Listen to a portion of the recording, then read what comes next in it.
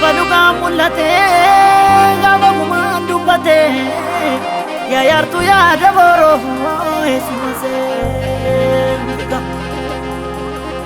Onna taakaayyoneera jabaa onnee sibiila kutataa warra beebe amboo biqilchee dhiira oromiyaan dhabdee dhiira oromoon dhabee dhiira. Bokkisaa akka leencaa tokkicha hanga kuma goota onneen sibiila goota onneen ibidda jaaluu fitee nama.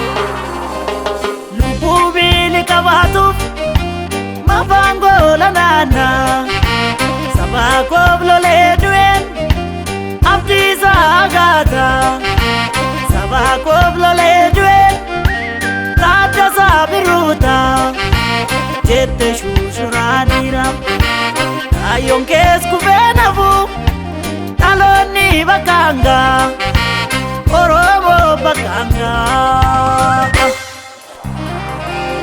Ninjaa garaa warra sooraa kaagalaa masaraa jettee onneen uttorte yaa ilma gaafa rakkoo dachiisis liqimsite Hacaaluu gaafa xiiqii hartuu si galaafate gamtuu si galaafate.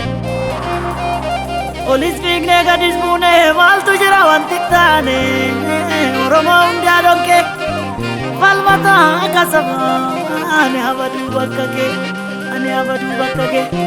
Hundee guddattu horaa guddisa hundeessaa boonsaa abbaa wabii abbaa milkii abbaa giiftii gaaddisa baantuu damisoo si dhabee sabbisoo si dhabne gaanuttisoo. Sololo bardiimnimaa Yeesuu tadeemaa malee kaayyoo jaalle waan kalee inni nutti kennanii iddoon ga'uun nu dhibaa yoo dhabne tokkoomini yoo hin jiraanne gamtaan dhiigni keessi kennafu samiif dachiin dhookatu dhugaan kee haa mul'atu.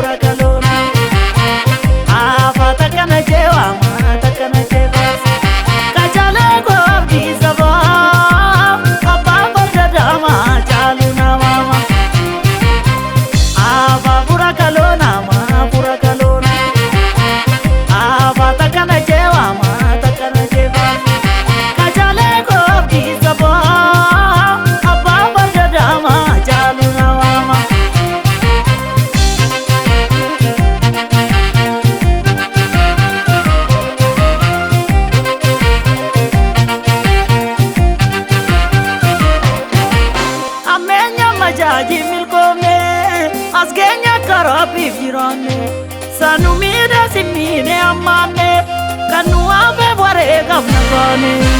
Jabeessi ulaa kee cufadhu jabeessi si diiguu barbaaddi jabeessi cimsii tokkummaa kee jabeessi. Mee maal wal sakaalu mee maal wal tatuuni mee maal wal sakaalu mee maal wal tatuuni. Qilleensa sobaa barsuuni beeshira bubbisuuni sabasaaf gaaliidhaa jaaluuni. Qilleensa sobaa barsuuni beeshira bubbisuuni sabasaaf gaaliidhaa jaaluuni. Sabasaaf gaaliidhaa jaaluuni sabasaaf gaaliidhaa jaaluuni.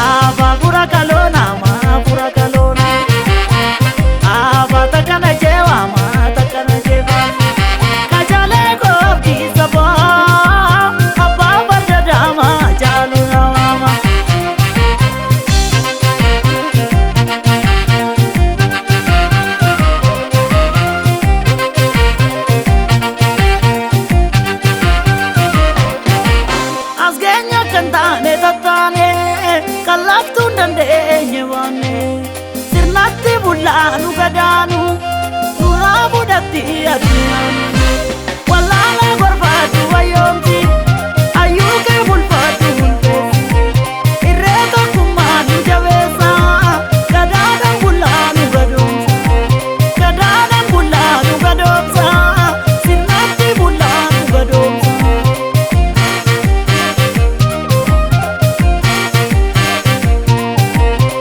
Mal wal sakalu, me mal wal tatuni, me mal wal sakalu, me mal wal tatuni. Ilensa soba barsuni.